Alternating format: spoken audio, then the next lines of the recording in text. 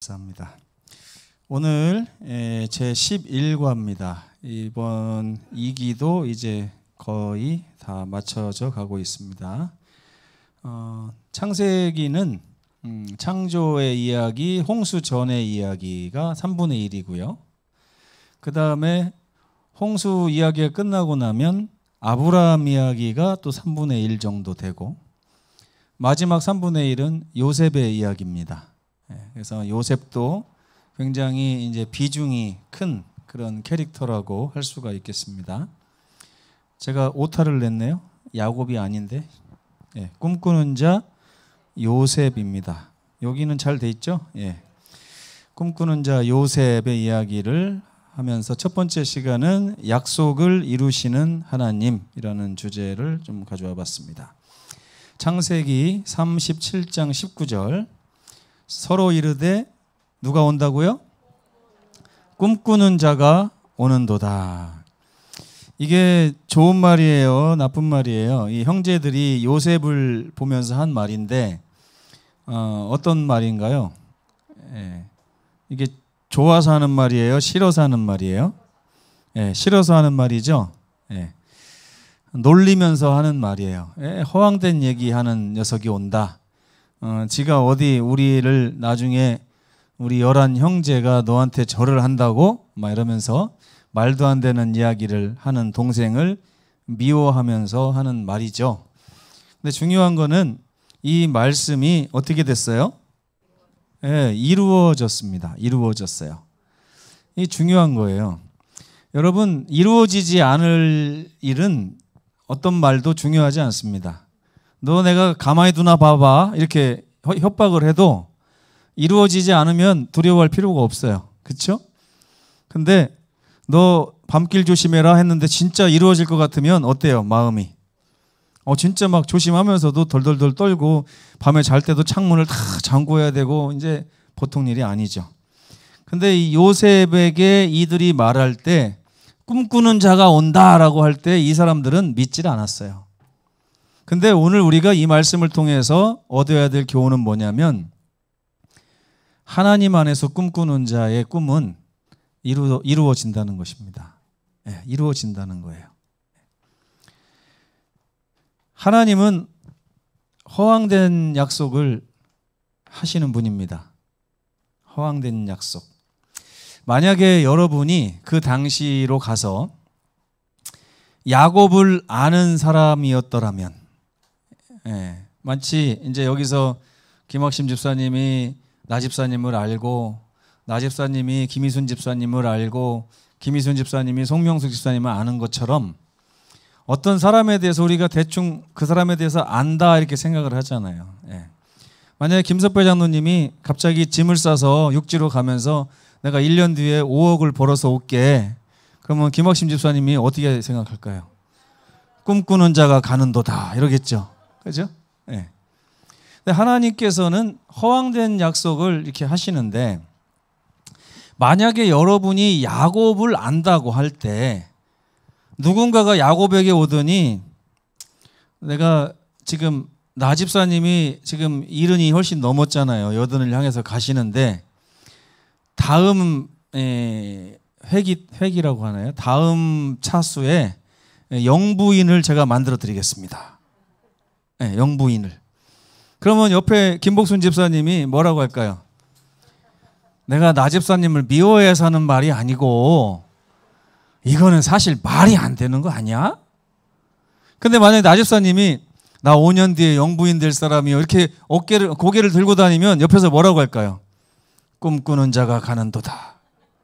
이렇게 되는 거예요. 이 말씀이 그런 말씀입니다. 하나님께서 하신 어떤 말씀이 주변의 사람들이 볼 때 허황된 얘기처럼 들리는 거예요. 얼마나 허황된지 몰라요. 왜?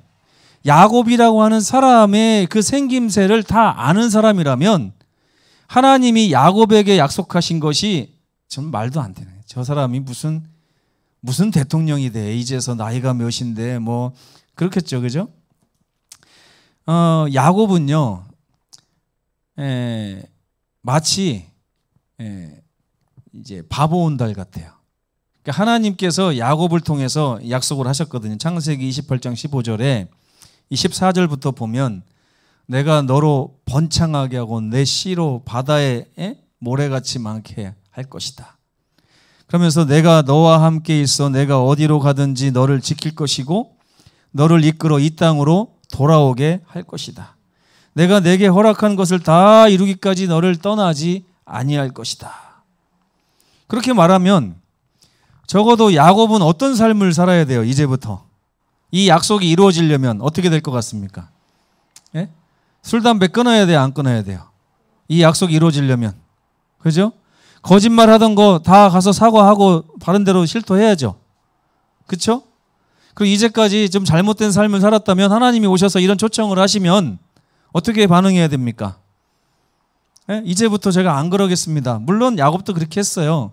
하나님이 이렇게 하신다고요? 그럼 저는 열의 하나를 주님께 드리면서 하나님을 섬기고 살겠습니다. 하나님은 나의 하나님이 될 겁니다라고까지 얘기를 했어요. 그런데 그래봤자 지금까지 게 야곱입니다. 야곱의 인생이 계속해서 꼬여가는 것이죠. 야곱처럼 문제가 많은 사람을 통해서도 하나님께서는 약속을 이루실 수 있나요? 없나요? 예? 그것이 복음이에요. 그것이.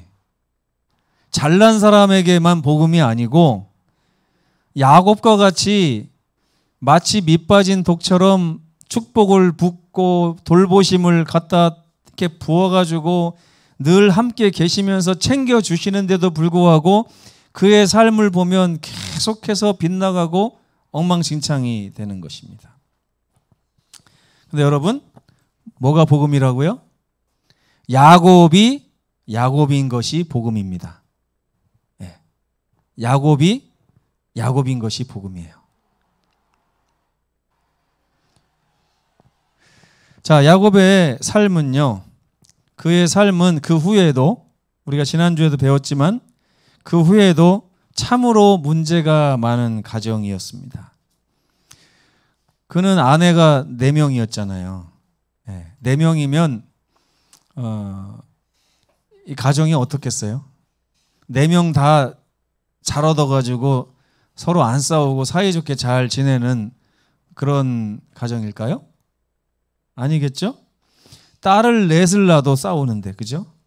딸도 아니고 며느리가 넷이 들어와서 또 부인이 4명 들어왔는데 어떻게 하겠어요? 근데 그 중에서 야곱은 누구를 사랑했어요? 라헬을 사랑했어요. 라헬을 사랑한 게 죄입니까? 아닙니까?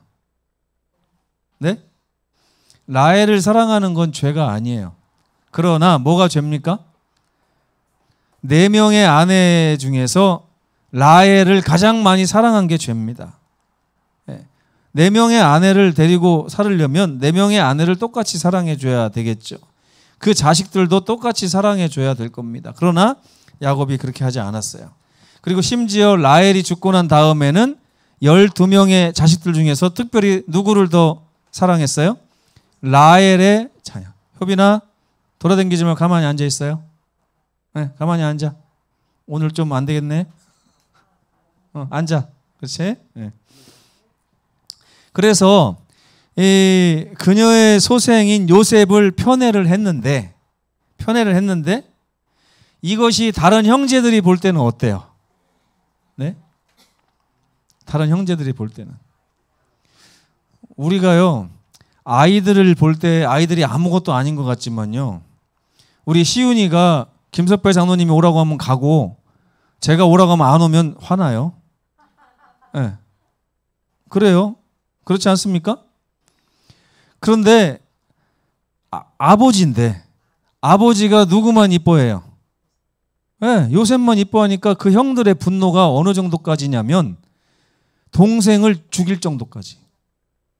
도대체 어느 정도까지 편애를 해야 형제가 형제를 죽일 수 있습니까? 그게 편애만 그런 게 아니에요. 자기들만 편애해서 그런 게 아니고 자기 엄마들이 그 편애의 희생자가 된 거를 이미 다 보고 사는 거예요. 자식들이. 제가 가만히 이 인생을 얼마 살지 않았어도 어르신들이 걸어간 길을 가만히 이렇게 묵상을 해보니까요, 나이 들면 들수록 이게 골이 더 깊어지더라고요. 나이가 들면 들수록. 20대는요, 그냥 그런가 보다 하고 좀 씹어 삼켜요. 30대가 되고 40대가 되고 50대가 되고 60대가 되는데 편애하던 그 사람이 80대, 90대가 되면 멱살 잡아요, 나중에. 참, 그 분노가 점점 커지는 것입니다.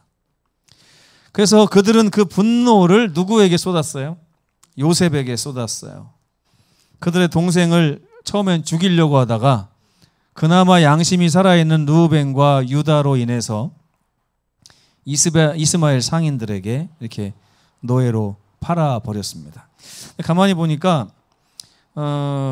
아브라함의 세 번째 처가 누구라고 했죠? 그두라라고 했죠. 그두라의 그 아들 중에 미디안이라는 사람이 있어요. 근데 성경에 보니까 이 이스마엘 상인들에게 팔았다고 했는데 이스마엘 상인들이 미디안이었어요. 그러면 이스마엘의 어머니는 하갈이잖아요. 그리고 그 미디안의 어머니는 그두라잖아요. 근데 지난주에 그두라가 하갈일 수 있다 이렇게 써 있었잖아요. 그죠? 가만히 보니까 성경이 이 미디안 족속을 이스마엘 족속이라고 얘기하는 걸 보니까 이 그두라가 하갈일 수도 있겠다는 생각이 들더라고요. 제 생각입니다. 그냥 성경에 이렇게 이스마엘 족속이 미디안 족속까지 포함하는 걸 보니까 그두라나 하갈이나 똑같은 것 같아요. 자, 과연 하나님께서는 이렇게 망가지고 이렇게 형편없는 가정을 통해서도 그 뜻을 이루실 수 있을까요? 아멘이세요? 여러분 혹시 내 가정이 하나님 보기 부끄럽고 망가지고 연약해서 내 가정으로는 하나님 뜻을 이룰 수 없겠다라고 그동안 저도 그런 생각을 가끔 해요. 내가 목사인데 우리 가정이 과연 하나님 쓰실 만한 가정일까? 이제 이런 생각을 해볼 때 부끄럽고 연약할 때가 있습니다. 그런데 야곱의 가정을 통해서 하나님께서 그 뜻을 어떻게 하신다고요? 이루신다. 그러면 야곱이 연약하거나 아니면 야곱이 훌륭하거나랑 상관이 있어요, 없어요? 네? 상관이 아예 없지는 않겠지만 어쨌든 하나님께서는 하실 수 있다는 거예요. 근데 야곱이 왜 믿음의 조상 가운데 이름이 있냐면 야곱은요 아브라함만도 못하고 이삭만도 못합니다. 요셉하고는 또 비교할 수조차도 없어요. 그런데도 성경에는 야곱 이야기를 아주 비중 있게 써놨는데 그 이유가 뭐냐면 야곱은 하나님께서 나의 연약함을 강함으로 만들어 주실 수 있다고 하는 신뢰심을 가지고 하나님을 따랐습니다. 그의 삶이 엉망이다 할지라도 그게 바로 야곱의 위대함이 아닌가 생각을 해봅니다. 우리 서귀포교회 모든 성도들이 이런 야곱의 심정으로 하나님을 섬겼으면 좋겠습니다.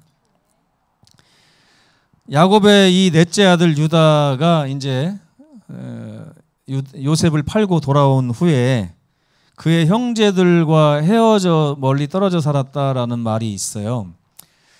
아마 요셉을 판 것이 좀 가책이 생겨서 아버지로부터 멀리 떨어져서 살았는지도 모르겠습니다. 근데 한편으로 보니까 그게 아니라 이방 여자를 좋아했던 것 같아요. 이방 여자. 가나안 족속의 여자에게 마음이 더 가서 아버지 옆에 있으면 아버지가 허락을 할 것 같아요? 안 할 것 같아요? 안 할 것 같죠? 그러니까 이제 멀리 떨어져 살면서 자기 마음대로 결혼한 것 같아요. 그래서 이방 여인을 아내로 맞이했는데 수아의 딸과 이제 결혼을 했다고 그랬습니다. 그런데 그 여인으로부터 아들 셋을 낳았어요. 엘과 오난과 셀라를 낳았는데 이 아들들이 이방 여인에게서 난 아이들인가 모르지만 악했어요. 악하니까 하나님이 애를 이렇게 죽이셨는데 형이 죽으면 형수를 동생이 취해야 됩니다. 이 나라 법으로 하면. 이 법이 좀 잘못된 것 같아요. 제가 볼 때는. 형수가 예쁘면 형을 죽일 거 아닙니까? 동생이. 그죠? 근데 아무튼 이 형수는 못생긴 것 같아요. 그래가지고 이 오난이 형수에게 씨를 주지 않기 위해서 나쁜 짓을 하다 하나님이 또 오난까지 죽이고 막내 아들 셀라만 남았습니다. 셀라를 줘야 되는데 이제 아버지가 마음이 급해졌어요. 아니 며느리를 잘못 들였나, 저 여자한테만 가면 다 죽네, 이렇게 되는 거예요. 사실은 아이들한테 문제가 있는지도 모르고. 그리고 셀레가 아직 어리니까 안 주다가 장성했는데도 안 주니까 그때쯤에 누가 죽었냐면 이제 유다의 부인도 죽었어요. 수아의 딸이 죽었어요.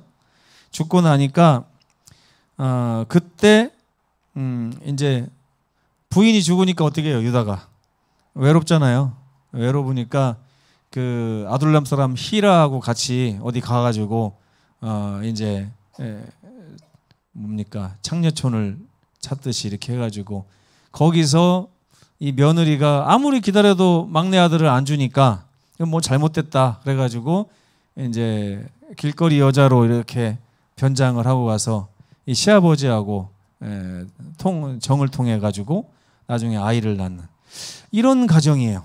이런 가정.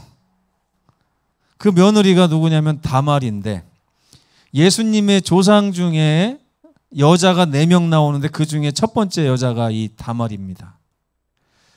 이 유다와 다말 이야기는 유다는요 어떻게 보면 야곱만큼이나 망가진 가정을 가지고 있었습니다. 야곱만큼이나. 그렇죠?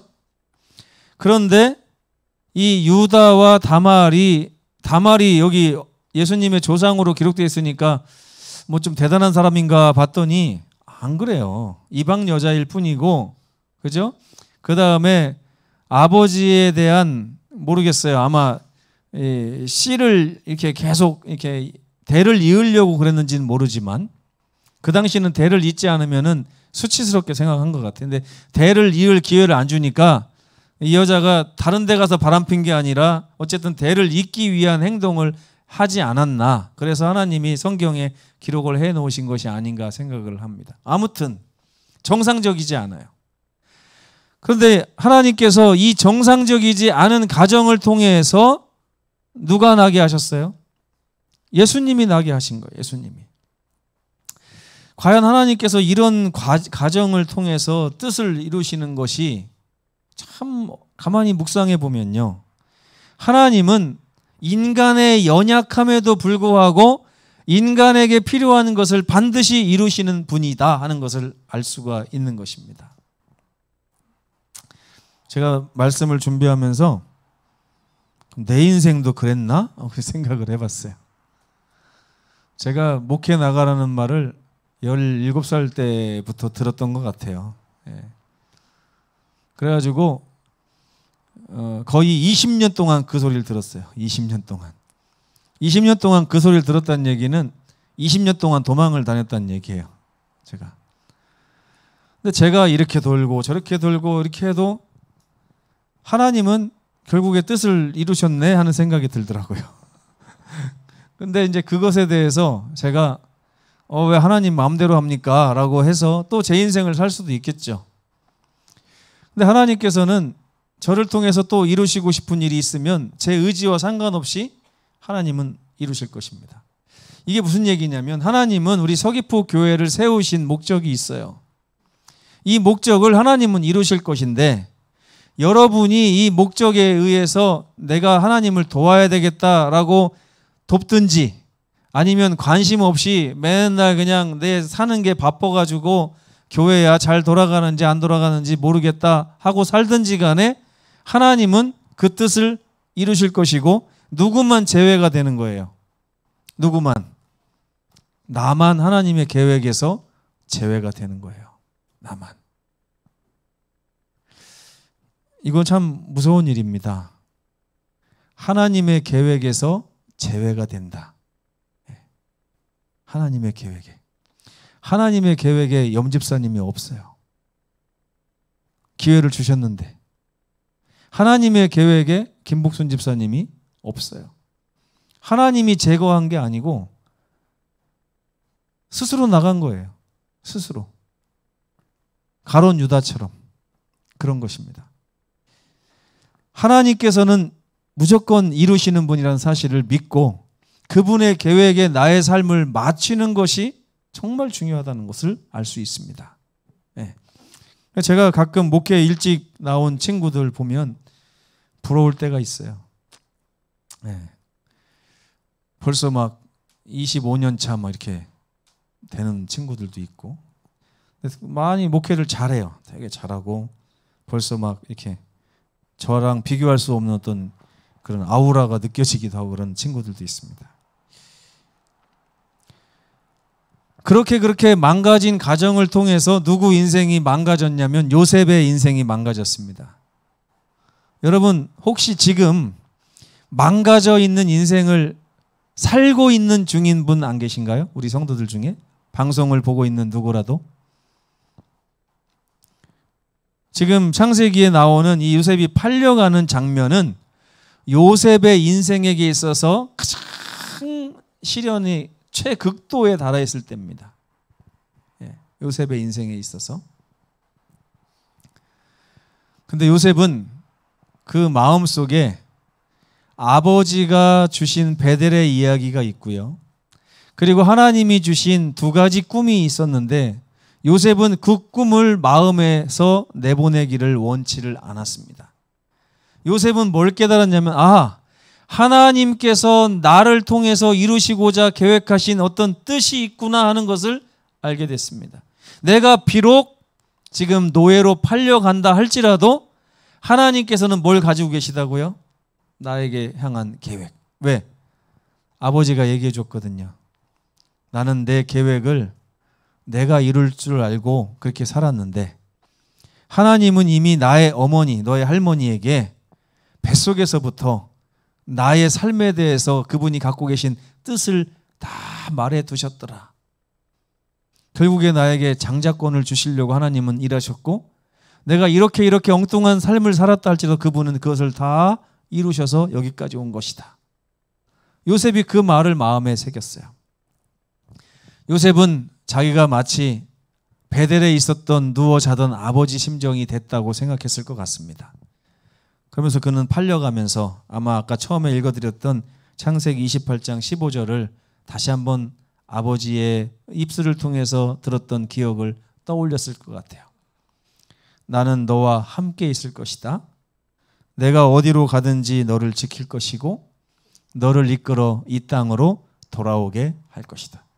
만약에 하나님의 이 야곱에 대한 약속을 요셉이 기억하지 못했다면 요셉은 죽을 때에 내 뼈를 가나안으로 갖고 가라고 얘기하지 않았을 것 같아요.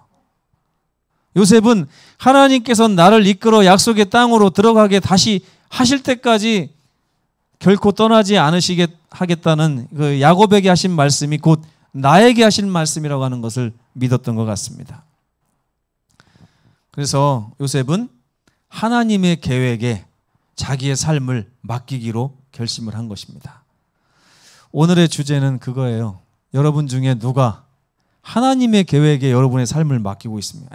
내 삶은 벌써 70이 넘고 80이 다 돼가서 이미 끝나가는데 하나님이 지금도 계획을 갖고 계실까? 어떻게 생각하세요? 지금도 계획이 있으실 것 같아요? 없으실 것 같아요? 있으세요. 있으십니다. 여러분이 없다고 생각하시는 순간 없어져요. 그게 없어지지만 하나님께서는 그걸 이루실 것입니다. 요셉의 인생을 이때부터 완전히 상승 곡선을 타고 올라가기 시작합니다. 하나님의 은혜로 애굽의 보디발 장군의 집에 팔려가서 성실하게 자기 임무를 수행했더니 그 집의 가정 총무가 됐어요. 근데 거기서 사단이 흔듭니다. 너 지금까지 쌓아놓은 거를 잃어버릴 수 있는 이 참에 어떡할래? 근데 요셉 어떻게 선택했어요? 나는 내 계획대로 살지 않았어. 하나님께서 나를 이끄신 것을 믿고 하나님의 말씀에만 순종하며 살길 원합니다. 해가지고 감옥을 가는 길을 선택을 했어요. 감옥에서 또 더 성실하게 하다니 감옥의 책임자가 됐고 하나님께서는 술관원과 떡관원을 거기에 보내주셔서 그들과 함께 관계를 맺게 하셨는데 불과 애굽에 팔려간 지 13년 만에 30세의 젊은 나이로 요셉은 애굽의 총리가 되는 것입니다. 하나님께서 당신의 약속을 이루시는 놀라운 섭리를 살펴보십시오. 가끔 제가 이런 생각을 해요. 내가 지금부터 또 열심히 노력하면 60살에는 뭐가 돼 있지 않을까? 네, 목회를 하면서도 그런 생각을 합니다. 네. 근데 또 한편으로는 성령의 음성이 들려요. 네가 가는 게 빠를까? 내가 가는 게 빠를까? 그리고 네가 가는 그 길이 좋은 길일까? 내가 원하는 이 길이 좋은 길일까? 거기에 자주 흔들립니다. 저도. 네, 저도 흔들려요. 제가 여기 온 지 한 4년째 될 때부터 하나님 올해는 가야 됩니까? 말아야 됩니까? 가야 됩니까? 말아야 됩니까? 매년 그걸 물어봤던 것 같아요. 근데 모르겠어요. 지금도 여기 이토록 오래 있었던 것이 하나님의 뜻이었는지 잘한 것인지 모르겠지만 어쨌든 제 의지로 선택하지는 않았습니다. 어쨌든 하나님이 만들어주시면 순종하겠다고 하는 마음으로 지금까지 있었던 것 같아요. 그래서 요셉만큼은 안 되는 것 같지만 어쨌든 노력을 하고 있고 하나님의 섭리 아래 제 삶을 이렇게 의탁하는 삶을 살기 위해서 자주 리마인드를 합니다. 여러분도 그렇게 하셨으면 좋겠어요. 이 삶을 내가 내 힘으로 할 수 있다고 생각하지 마시고, 특별히 저는 아이들에게도 그래요. 너 공부해서 뭐가 되고 이거는 다 우리 계획이잖아요. 근데 공부를 해도 하나님의 섭리 아래 제가 들어가서 하나님의 뜻에 따라 쓰이기를 원하면 좋겠습니다. 그렇게 하면 다니엘과 같이 지혜로운 아이들 될 겁니다. 그 다니엘이 뜻을 정했다고 했잖아요. 이게 다니엘이 무슨 뜻을 정했냐 그랬더니 어떤 아이가 채식하기로 뜻을 정했대요. 그거 아닙니다. 다니엘은 요셉하고 똑같은 뜻을 정한 거예요. 하나님이 나의 인생에 계획한 그 계획 속에 내가 들어가기를 원한 거죠. 그게 뜻이에요. 하나님을 나의 계획으로 끌어들이는 뜻이 아니라 하나님이 이미 가지고 계신 뜻에다가 나의 삶을 마치기로 결심한 것입니다. 다니엘이 포로로 끌려가는 거나 요셉이 노예로 잡혀가는 거나 똑같잖아요. 저는 분명히 다니엘이 요셉 이야기를 기억했을 거라고 생각합니다. 그래서 다니엘은 요셉이 갔던 그 길을 자기도 걷기로 선택한 거예요. 그게 바로 다니엘서 1장 8절에 뜻을 정했다고 하는 의미라고 저는 생각합니다. 결론입니다. 하나님께서 우리를 통해 이루시려 하는 것은 전적으로 우리랑 상관없이 우리의 연약함에도 불구하고 그분의 능력으로 능히 이루실 수 있는 것입니다. 단지 우리가 그분의 뜻에 맡기면 그 길은 훨씬 빠릅니다. 예. 요셉이 13년 걸린 거 다니엘은 몇 년 걸렸어요? 다니엘은. 요셉은 30에 총리가 됐잖아요. 다니엘은요? 20에 됐어요. 3년. 3년 만에 됐어요. 3년. 예. 와. 어떻게 요셉의 길을 선택할 만합니까, 여러분? 근데 하나님이 꼭 우리를 그렇게 쓰지는 않으세요. 예, 이제 그것조차도 내가 정해놓은 길이 될 수 있어요. 하나님 요셉처럼 써주시면 갑니다. 이렇게 하면 안 됩니다. 다니엘처럼 총리시켜주면 갑니다. 이렇게 하면 안 돼요. 그리 아니하실지라도 라고 하는 마음으로 하나님 앞에 서야 나중에 하늘에 갔을 때 하나님이 우리를 얼마나 귀히 쓰셨는지를 알 수 있게 될 것입니다. 그분은 우리 삶에 있는 어떤 악도 선으로 다 바꾸실 수 있습니다. 요셉이 당했던 그 많은 악들을 보면 형들에게 미움을 당했죠. 아버지의 편애를 당했죠. 상인에게 팔려갔죠. 모함받고 감옥에 갔죠. 그 많은 악들을 하나님이 13년 만에 총리로 만들어주는 선으로 다 바꿔놓으셨어요. 이건 하나님의 능력으로만 가능한 것입니다. 예. 저도 그런 경험이 있어요. 돌고 돌아서 호남 앞에까지 왔는데 4년 만에 안수를 받는 걸 보면서 제가 깜짝 놀랐어요. 아, 하나님이 이루시려면 이렇게 빨리도 이루실 수 있구나 하는 것을 제가 깨달았습니다. 그리고 제주도를 그렇게 이렇게 오고 싶은 마음이 있었는데 안수 받자마자 바로 또 발령이 나더라고요. 하나님이 이루시려고 하면 능히 얼마든지 이루실 수 있다고 생각합니다. 하나님은 악을 선으로 바꾸실 수도 있고요. 연약한 자를 높이실 수 있는 능력도 있습니다. 3번 이 주황색 글씨 같이 읽어보겠습니다. 시작. 야곱의 위대함은 그가 하나님의 위대함에 자기의 연약함을 감추었다는 점이다. 맞습니까? 요셉 말고 야곱이요. 요셉은 교육을 잘 받아서 연약하지 않았던 것 같은데 야곱은 아주 연약했거든요. 마찬가지로 요셉은 위기의 때에 아버지 무릎 위에서 들었던 하나님을 기억하고 요셉도 뜻을 정했습니다. 물론 순종하지 않은 유다를 통해서도 하나님은 메시아를 탄생시키셨습니다. 그러나 순종하는 요셉을 통해서 이루시는 일은 얼마나 위대한 일을 이루셨습니까? 유다는 단지 예수님의 조상일 뿐이었어요. 그러나 요셉의 이름은 어마어마하게 위대하게 하셨습니다. 여러분의 삶이 하나님의 이끄심 위에 서 있으면 좋겠습니다. 그리함으로 하나님께서 여러분이 생각하시는 인생보다 훨씬 더 나은 인생으로 여러분들의 삶을 이끌고 계심을 10년 뒤, 20년 뒤에 감사하게 되는 우리 모두가 됐으면 좋겠습니다. 약속을 이루시는 하나님을 신뢰하시는 우리 모두가 되길 바라면서 말씀을 마치겠습니다. 기도하시겠습니다. 고마우신 우리 아버지 하나님, 우리에게 야곱을 보여주셔서 감사합니다.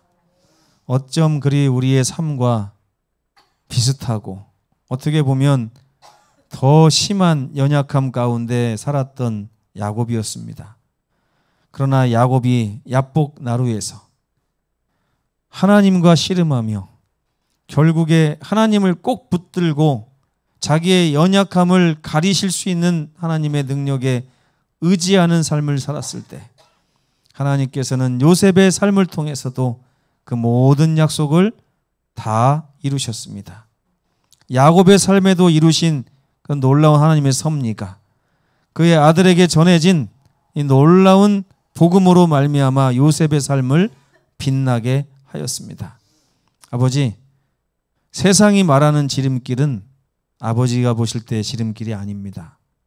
우리가 그런 지혜를 갖게 하시고 하나님의 계획에 나의 삶을 먼저 맞출 수 있는 그런 믿음과 신뢰심을 가질 수 있도록 도와주시옵소서. 우리 모든 성도들의 가정마다 이 저녁에 주의 성령께서 임재하심으로 이 놀라운 복음과 이 선택에 있어서 실패하지 않도록 은혜 더하여 주시옵기를 예수님의 이름으로 간절히 기도합니다. 아멘.